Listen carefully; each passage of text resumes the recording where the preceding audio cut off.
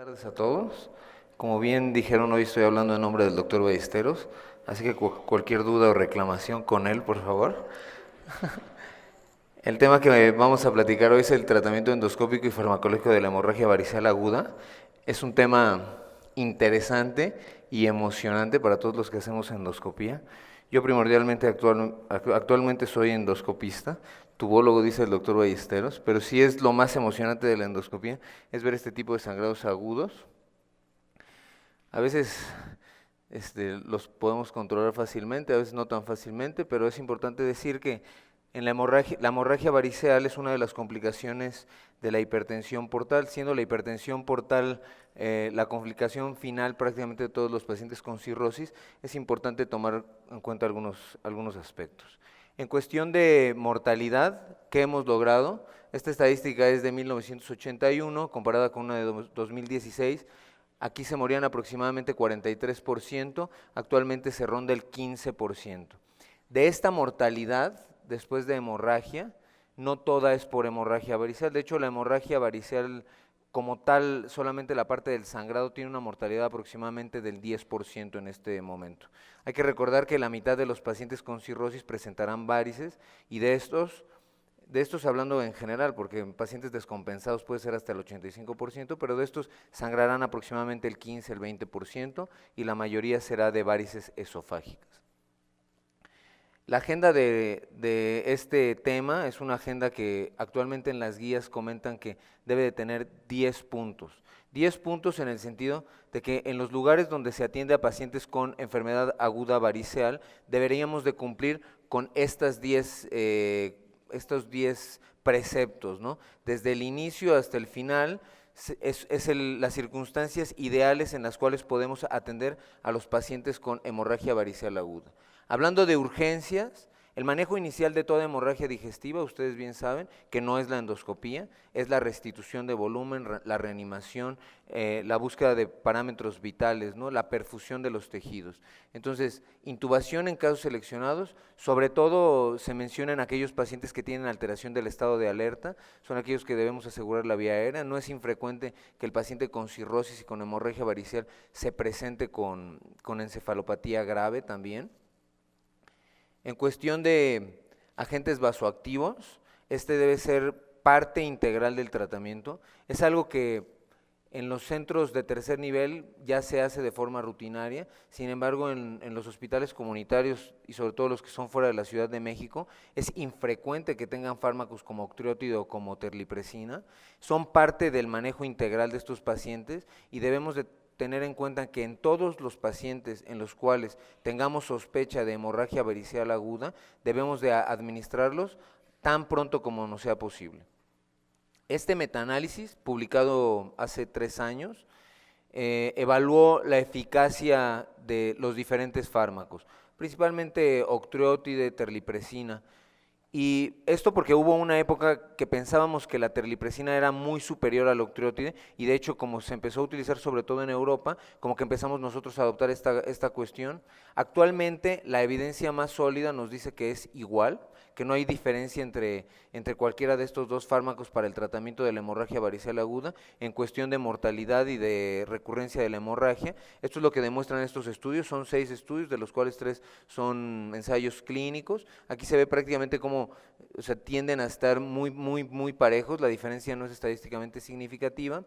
Y lo que sí quiero recalcar es que la evidencia sí demuestra que terlipresina, hay algunos pacientes que tienen hiponatremias. Y a cualquiera que le ha tocado ver una hiponatremia grave asociada al uso de terlipresina, pues no se le olvida que es un parámetro que debemos de tomar en cuenta muy claramente cuando usamos este fármaco. En cuestión de antibióticos, igualmente, como los agentes vasoactivos, son parte integral del tratamiento de la hemorragia varicel aguda.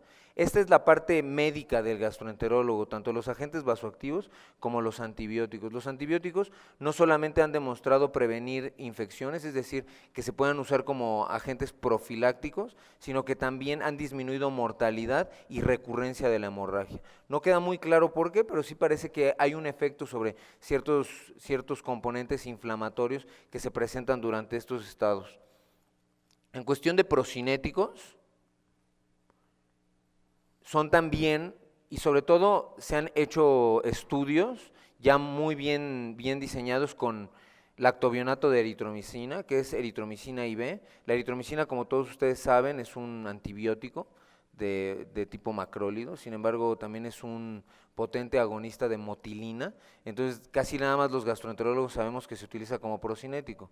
Desafortunadamente en México no tenemos disponible eritromicina IB, lo único que hay IB es metoclopramida y es a veces lo que usamos.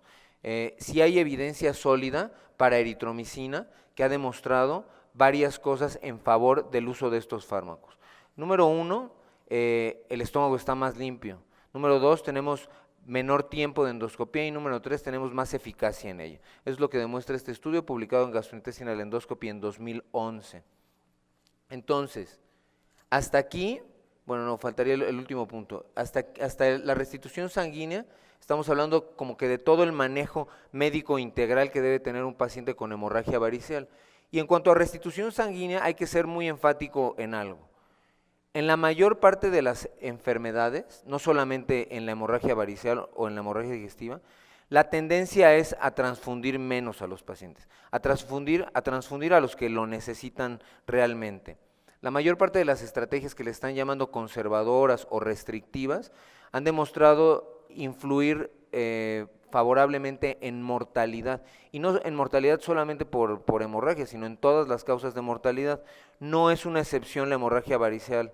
Sin embargo, en la hemorragia variceal, lo que sí tienen que tener en cuenta es que la transfusión todavía hay que aguantarla más. De hecho, en los ensayos clínicos que se ha demostrado esto, la barrera que se ha utilizado como punto de corte es 7. Es decir, no transfundir a un paciente con más de 7 gramos de hemoglobina por decilitro. Los pacientes no todos son iguales, entonces si el paciente es cardiópata o tiene alguna condición que por otra causa atente contra su vida, sobre todo es la perfusión miocárdica, bueno, ahí se puede ser un poco más liberal y ahí tendemos a usar la meta de 9 o 10 como es común en este tipo de pacientes. Pero eso sí es común porque generalmente en los hospitales en provincia y en algunos centros hospitalarios generales aquí en México, o sea, todavía no tienen la primera BH y ya lo están transfundiendo. Y eso sí impacta en mortalidad, impacta en recurrencia de la hemorragia, para que lo tomen en cuenta. La teoría es que impacta en la presión portal como tal. Entonces, el paso inicial es restituir volumen, no restituir necesariamente sangre. Y en cuanto a la parte que a mí por lo menos más me va a gustar de esta plática, que es la endoscopía, bueno, la terapia endoscópica debe ser oportuna y eficaz. ¿Y a qué me refiero con oportuna y eficaz? Hay lineamientos. Si el paciente no tiene contraindicación, la endoscopía debe hacerse tan pronto como sea posible.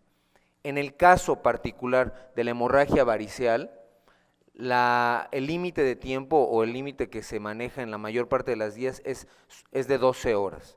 Dentro de las primeras 12 horas, pero muchos autores comentan que idealmente entre 4 y 6. ¿Por qué? Porque entre 4 y 6 horas podemos hacer todo esto, recibirlos, reanimarlos, ponerles procinético, ponerles antibióticos, intubarlos si es necesario, iniciarles vasopresina, análogos de vasopresina como terlipresina o octreotide, y después de eso llevarlos a la sala de endoscopía. En la endoscopía hay varias maneras de tratarlos. La que es el estándar de tratamiento para hemorragia por varices esofágicas es la ligadura varicela endoscópica. En estos estudios lo que se demostró es la superioridad de la ligadura por endoscopía contra la escleroterapia. ¿Por qué contra la escleroterapia? Porque era lo que se hacía antes de que se instaurara la ligadura como primer término. Entonces, en cuestión de mortalidad y de control de hemorragia es un mejor tratamiento.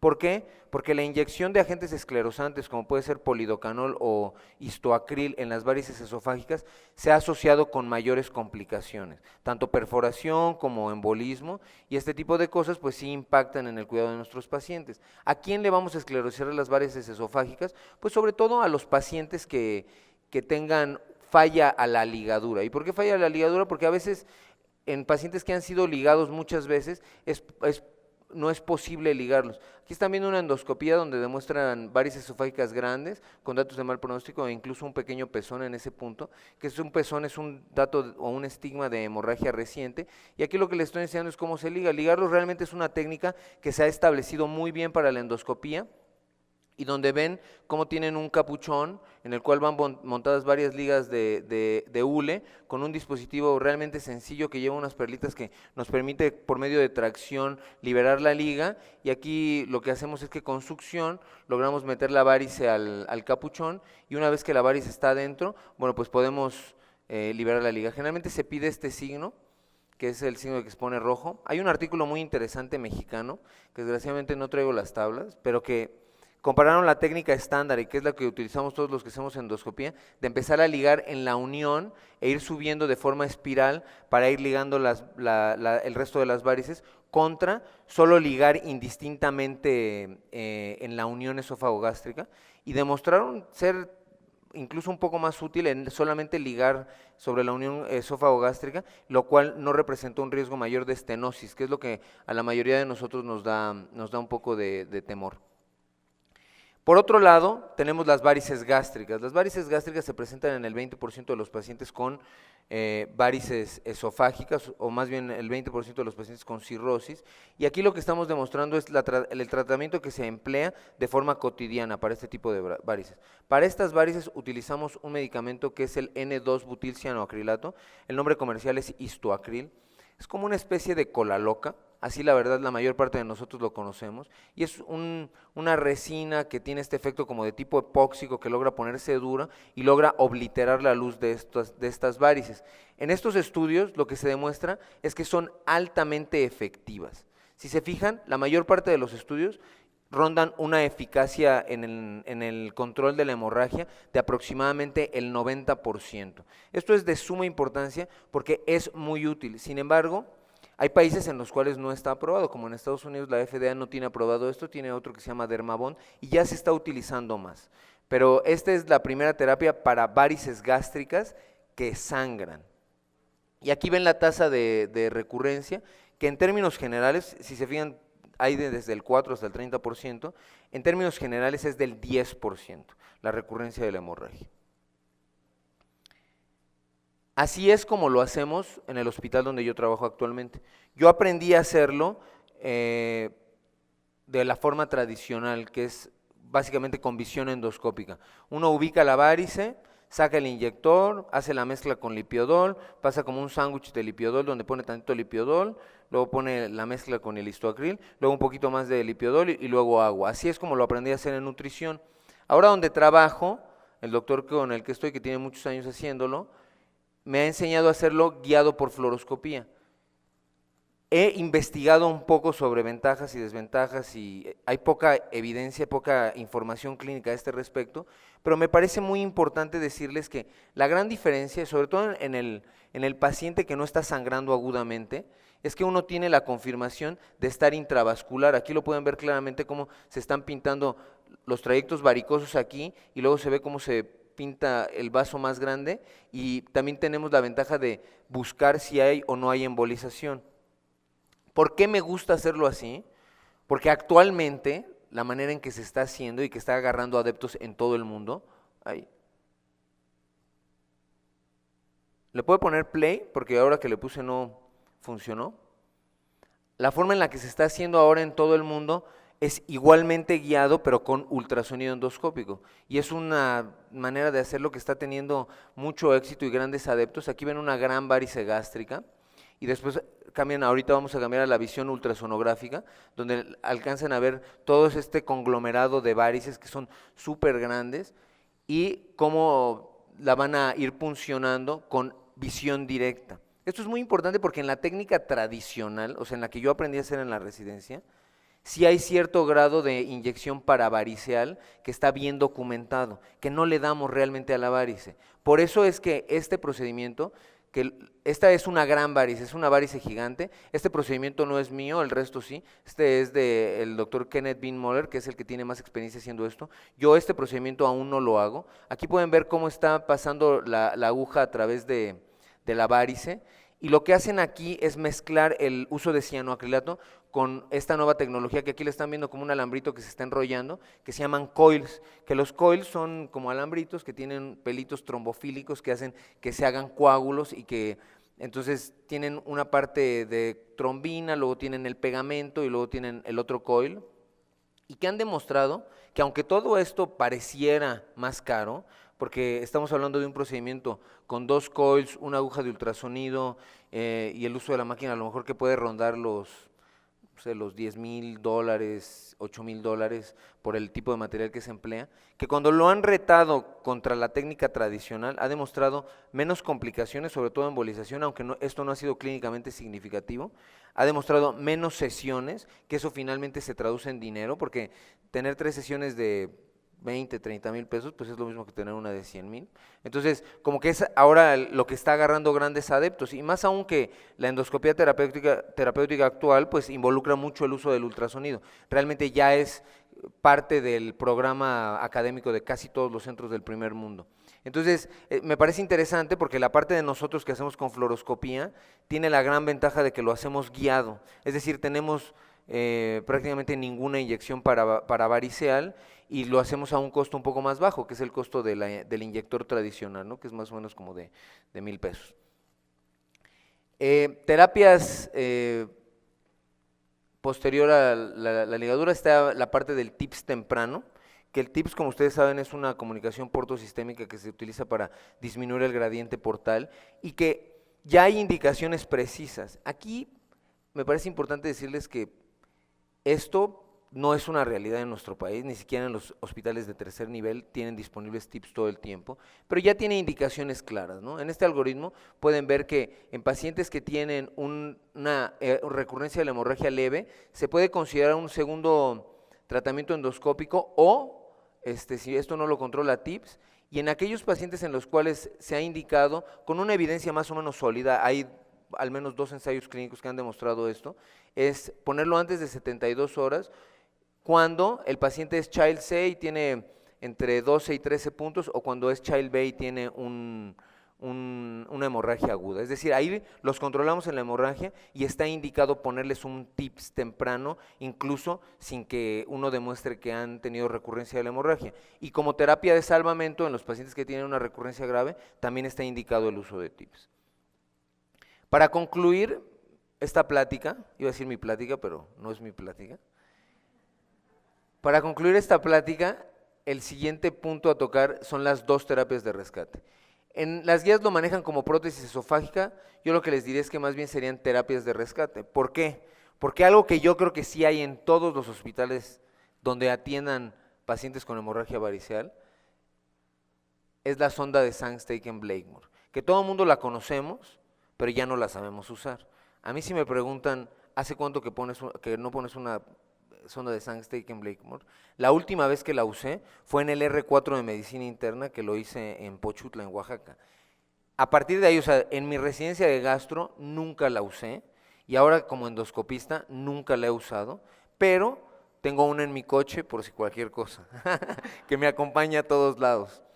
Esta sonda es difícil de utilizar, hay manuales para utilizarla. Yo les diría que en donde viene muy bien, y no porque sea del hospital donde estudié, pero en el manual de urgencias del Subirancito, o sea, de nutrición, en el Subirancito viene muy bien cómo llenar los balones y cómo ir liberando la presión, porque eso es lo importante. Ustedes tienen que llenar primero el balón gástrico, que si no mal recuerdo, y le digo, porque lo voy a decir como de memoria, es con aproximadamente 200 cc de agua, y luego inflar el esofágico, que lo graduamos con compresión con el baumanómetro.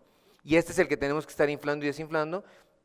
Y cuando este está desinflando, dando tracción, que generalmente la damos con 1 litro, que nosotros lo hacíamos como con los atriles para poner el suero, los poníamos en la cama y de ahí hacíamos como una especie de polea que le colgaba la solución hasta abajo al paciente, una solución de 1 litro.